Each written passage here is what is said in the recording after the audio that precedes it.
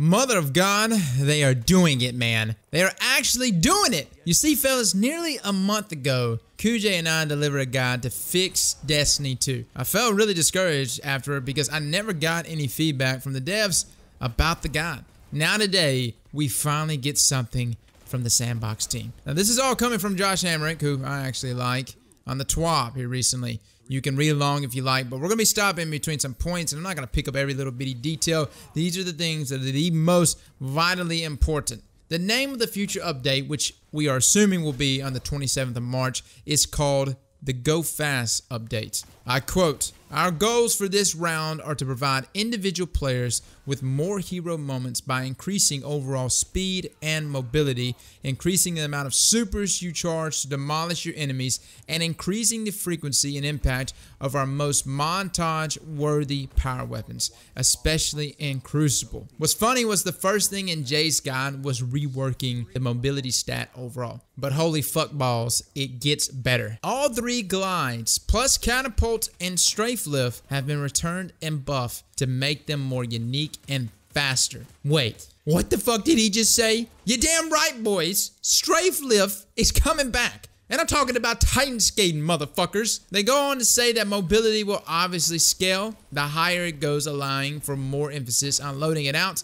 It's even mentioned that the player's ground speed cap has been increased, allowing for faster total movement speed regardless of how you may have got there. Another thing, just alluding to Titan skating as you're more or less in the air, and maybe, just maybe, Twilight Garrison? I don't know. Arc Strider, Sentinel, and Striker all move faster and at the same speed as one another, while in their supers. This is actually nice because I think Striker was always faster than Sentinel and Arc Strider, or at least it felt that way to me. But allowing them to move even faster, as well as matching the speeds, this is really good. And I think it's going to add a lot more diversity in our subclasses in Crucible, especially for the Hunter class. Which takes us to the number of improvements coming specifically to the Arc Strider. Now, why am I happy about Arc Striders getting a little bit of love here, guys? I fucking hate Night Stalkers. I hate those invisible bastards. And finally, they're going to do something for these other damn classes in the Hunter. Faster attack animations, faster dodge animations, increased range of all attacks. Long story short, you shouldn't be whiffing your spear attacks anymore. Hopefully. Oh, and we're looking at an increase in super recharge rate overall, which is nice. Now they mentioned weapon types that they wanted to touch, but nothing really specific. They just said that hand cannons,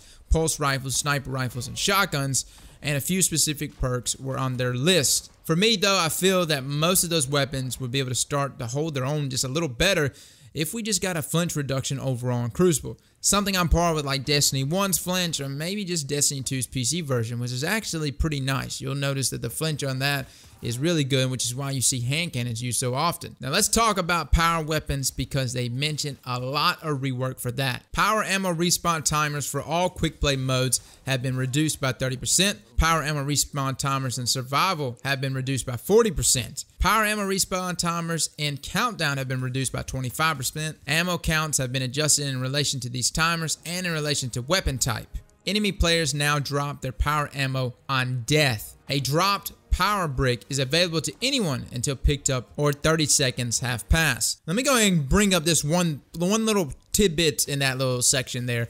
A couple of tidbits, but we're going to go ahead and bring up ammo count. Ammo counts have been adjusted in relation to these timers and in relation to weapon type. Now, I don't know what that means specifically. The optimistic Aztecross would say, do you mean we might actually receive power weapons or power ammo more often if we had a shotgun or a fusion in our hand, or maybe a sniper versus a rocket launcher? I'm probably getting way too ahead of myself. Maybe I just misread that shit. But the part that power brick actually will drop upon the death of an enemy is pretty nice. You get rewarded for going after that fucker, even when it is a suicide mission and he's sitting there with a legend of accuracy. If you can kill him, you can get some of his power weapon, and again, more options for playmaking. They also mentioned spawn times being decreased in quick play, which is a must, fellas. Pushing into enemy territory was ridiculous for a team wipe because it was near suicide due to spawn times and the encounters that you receive from the newly spawned enemies. As a cherry on top, though, the shoulder charge nerf that we received back in December will be removed and reverted to the distance it previously was. Guys, do you see what is happening here? You see, my fear for the longest time here recently was not that Bungie wasn't listening, but that Bungie truly didn't know what made PvP tick for us. Clearly,